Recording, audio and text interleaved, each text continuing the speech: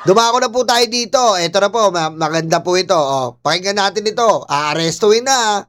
Mainit-init pang balita sinampahan na Uy, mainit-init pa oh. Grabe oh. Ganda talaga nito ni ano. Ganda talaga. Ito talaga idol ko sa TV5 eh. Nung nakita ko to, putek, na-shock ako na up. Ganda talaga nito. Si Nikki ba to? Nikki? Nikki, mainit-init na rin ako. Mainit-init na ako. May lagnat ako eh. Mainit-init na ako, Nikki. Aray ko. Mainit-init pang balita sinampahan na ng kasong plunder ng Ombudsman si Senator Rodante Marcoleta. Oy! Para sa detalye mula sa Sandigan Bayan, may express report si Camille Samonte. Camille, anong detalye dito sa pagsasampa ng kaso ng Ombudsman? Yes, Nikki, formal na nga na isampa ng Office of the Ombudsman ang kasong plunder laban kay Senator Rodante Marcoleta. Oh. At sa mga oras na ito ay kapag natapos na nga yung pag-receive ng mga dokumento ay agad din na iraraffle itong kaso. At kaugnay pa rin nga yan sa 75 million pesos na natanggap ni Marcoleta bilang donasyon sa kanyang kampanya noong 2025 midterm elections. Bigyan nakita rin natin dito sa papel no na Pinay dito sa Sandigan Bayan. Kasama rin tatlong individual. Ito yung mga naging donors ni Marcoleta. Oy, Mike Defensor! Hindi ko pala lusot! Kasama pala si Mike Defensor at kasama si Marcoleta at tatlong donors. Oh, yeah! Yari, si Mike Defensor! Puday, bao puday, starry dawn aquarium, and I didn't see the puday is on me. Aray ko. Sama-sama pala eh. Kasama kayo eh. Oh. na sila dating Congressman Mike Defensor at mga negosyanteng sila Joseph Espiritu at Aristotel Baluyot Diray. So sa mga oras na ito, Nikki, ay sinusubukan pa natin na hingan sila ng pahayag at reaksyon tungkol nga dito sa pagsasampa ng kaso. Pero kung matatandaan, Nikki, nitong isang araw nga ay personal na humarap si Senator Marcoleta sa naging kilos protesta nga ng kasapi ng Iglesia ni Cristo at doon ay sinabi niya na handa na siyang magpa-aresto at harapin itong kaso na isasampa nga sa kanya. At ang ngayon, hindi lang malinaw kung kailan ilalabas itong warrant of arrest laban sa senador. Sige? Kami, linawin lang natin, no, ano bang division ng Sandigan Bayan yung hahawak ngayon sa kaso ni Marcoleta? Yan, Nikki, yung Alam nyo mga kababayan, bago natin ituloy, nais ko na pong sabihin sa inyo mga kababayan, mga karayuma. Inuulit ko po, seryoso muna po tayo. Mga kababayan, mga karayuma, wala po tayong magagawa sa konstitusyon, sa batas. Ano man po tayo dito na nakaluklok dito sa Pilipinas, naninirahan sa Pilipinas, lahat po tayo, sakop po tayo ng konstitusyon. And kailangan tayong sumunod. And yung mga ganitong bagay po. Ma'am LB, salamat po, Ma'am LB. Yung mga ganitong bagay po, mga kababayan, is kailangan tayong mag-comply. Wala naman po tayong dapat ikatakot kung wala po tayong maling ginawa. Sana po isipin natin ang mga bagay na ganito pag nangyari sa ating mga hihirap, kaya ba natin tugunan? Sana po isipin natin kapag nangyari po ba na kayo ay hindi nakapagbayad ng BIR, kaya nyo po bang sabihin na sa susunod na lang? Sana po maisip natin na kapag kayo po ang nagnakaw, pwede nyo ba sabihin sa mga umaarestong pulis na huwag mo muna akong ikulong? Kausapin mo muna ang abogado ko? Pwede mo ba akong i-house arrest? Pwede mo ba akong i-hospital arrest? Lagi niyo pong isipin yun. Ang batas po ay para sa lahat. Ang batas naman po ay hindi masyadong radikal. Ang batas naman po ay pinapakinggan ka kung tama ka at ikinukulong ka kung mali ka. Hayaan natin gumulong ang batas. Kung mali po, mali. Kung tama, tama. Meron naman pong chance para ipagtanggol niya ang kanyang sarili. Mga karayuma, mga kababayan. Lagi natin i-implement sa sarili natin ito. Ay, Your Filipina page, thank you Lagi po nating i-implement sa sarili natin ito. Lagi po natin tandaan na ang batas po ay kailangan masunod. Kasi pag binali natin ang batas, wala hong mangyayari sa bansa. At regarding po dito kay Marcoleta, hindi po ako, hindi ikaw, ang may gusto nito. Siya po ang nagkagusto na mangyari to. Siya po ang nagsabi na ang hirap sa inyo, wala kayong alam sa batas. So siya po ang nuknukan ng alam sa batas. Sinabi niya kay Risa Ontiveros. Siya po ang umaapaw at genius sa batas. Pero hindi niya po nakalkula na sobra ang paglabag niya sa batas. Diba? Ako kung may kakaawaan tayo mga kababayan, hindi si Marcoleta. Kaawaan natin yung mga EJK victims. Dahil yung EJK victims, sila ang walang kakahiyahan sa batas. Sila ang walang panggasto sa batas. Sila ang walang panlibing sa kaanak. Yun ang kaawaan natin. Pero yung mga ganitong senador, na proud pa sila. Sila mismo ang naglag sa sarili nila. Na sila ay hindi sumunod sa batas, hindi nila sinulat ang anumang donasyon, hindi sila nagbayad ng kanilang buwis. Abay, kakampihan natin, masaklap naman po yun. Napakasaklap naman po doon. Dahil pag sa'yo nangyari yan, sa tingin mo, kaya mo ba? Sa tingin mo, makakahingi ka ng extension? Sa tingin mo, kaya mong baliin ang batas? Sa mga ordinaryong katulad natin? Hindi po ganon. Dahil katulad po natin na mahihirap, napakalupit sa atin ang batas, hindi natin malaro sapagkat wala tayong pera. Pero sila, nasa posisyon sila, ang galing nila laruin yung batas. Ang galing po nila ibali-bali yan. Pero tayo, wala tayo eh. Rekta kung rekta tayo sa kulungan. Okay. Mamaya din. Diba? Oh.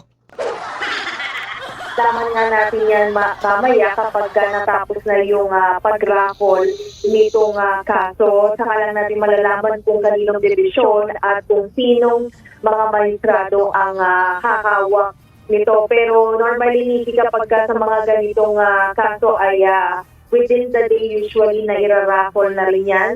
So, susunod na hihintayin na lang ay kung kailan din mailalabas nga itong warrant of arrest laban kay Marcoleta. Hindi. Camille, pandalumbong yung ikakaso ng ombudsman, di ba? Pero bakit? Kung ang depensa naman ng kampo nila Marcoleta ay galing naman daw sa private funds o campaign donations. Nikinauna namang dinepensa kanya ng Office of the Ombudsman at ang iginigit nga nila ay nung panahon na natanggap ni Marcoleta itong 75 million pesos na donation ay siya ay kongresista pa ng Sagip Party List at under the plunder law ay mahigpit na ipinagbabawal yung pagtanggap ng ganyang kalaking pera ng anumang opisyal ng gobyerno. Malinaw po yan. Huwag nating malinaw po. Kahit regalo, bawal po yan. Bawal po. At ang masaklap pa po dito, siya po mismo ang umamin, hindi po tayo. Siya po mismo ang umamin, hindi po tayo mga karayuma. Ngayon, anong gagawin? Anong sabi ng ombudsman? Napakadali po namin inimbestigahan to sapagkat siya mismo ang umamin sa pagkakasala. Kaya naging mabilis. Aray ko. Kaya sa tingin nitong Office of the Ombudsman ay clearly na-establish itong elemento ng plunder at lalo pa na hindi yan dineklara ng senador sa kanyang statement of contribution and expenditures o yung SOSE at sa kanyang SALN o yung statement of assets, liabilities and net worth. So, bagay rin naman na inamin ni Senator Marcoleta sa kanyang panayang sa media, no? So, sabi nga ng ombudsman ay yung mga ebidensya na ginamit nila para sa paghahain ng kaso ay nanggaling mismo sa bibig ng senador. Sige? So Camila, ano bang inaasahan natin for next week kaugnay nga nito ng kaso kay Marcoleta? Oo, Nikki, dahil nga next week, no, alam naman natin na magsisimula na rin itong impeachment trial Yun. ng senador at kasama din itong si Marcoleta sa mga magiging senator judges. So, hindi pa natin masabi kung pupunta pa rin ba itong si Senator Marcoleta sa Senado, lalo't may nakaambang paglalabas nga nitong warrant of Baka magano naman to, mawala Baka Aray ko. naman makatakas to. Magtago na rin. arrest laban sa kanya.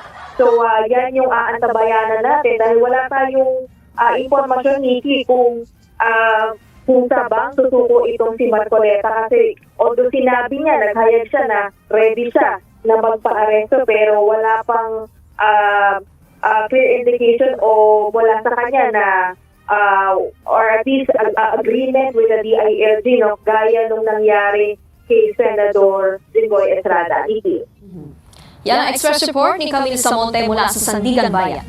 Yan po, abangan po natin, mga kababayan. Abangan po natin. Abangan po natin itong mangyayari dito po sa pag-aresto kay Marcoleta next week.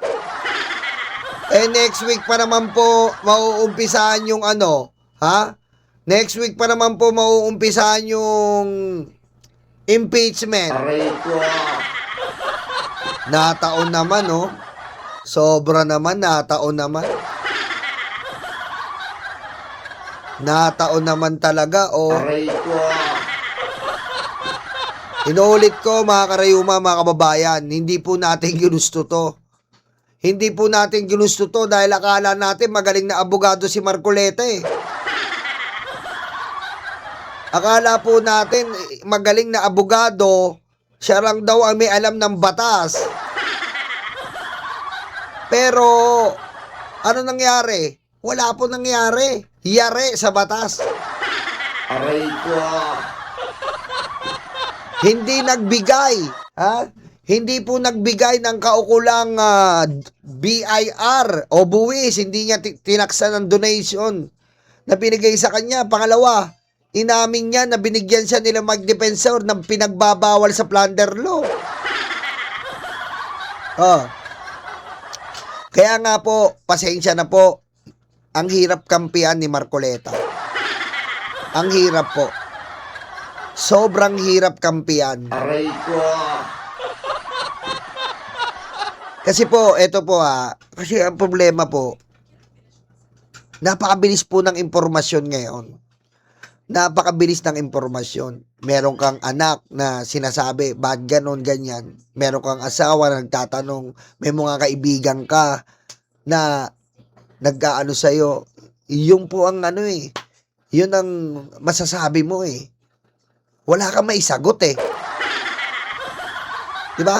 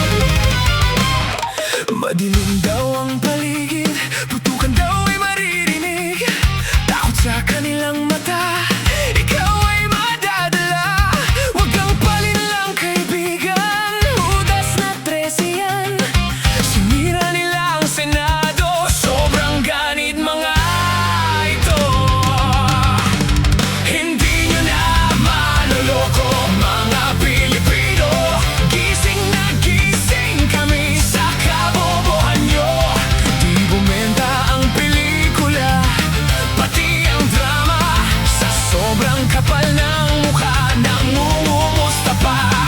Hindi nyo na maloloko, mga Pilipino. Gising na gising kami sa kabobohan nyo. Di bumenta ang pelikula, pati ang drama. Sa sobrang kapal ng mukha, nangungumusta pa. May kaso at may sabit, sila-sila sama-sama. Sigaw ng puso'y Duterte, abay nakakaputang ina.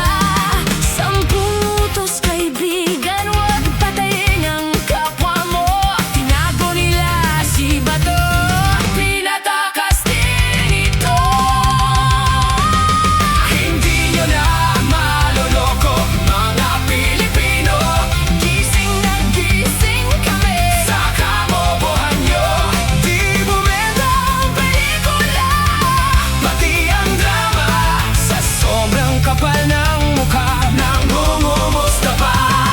Hindi nyo na maloloko, mga Pilipino. Gising na gising kami sa kabobohan nyo. Di bumenta ang pelikula, pati ang drama. Sa sobrang kapal ng mukha, nangungumusta pa.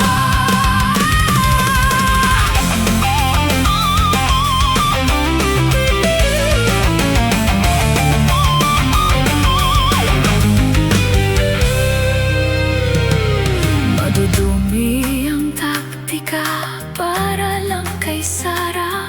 Taong bayan hindi inisip, taong bayan hindi nadinig. 10 utos kaibigan, huwag magnakaw sa tao. Singungaling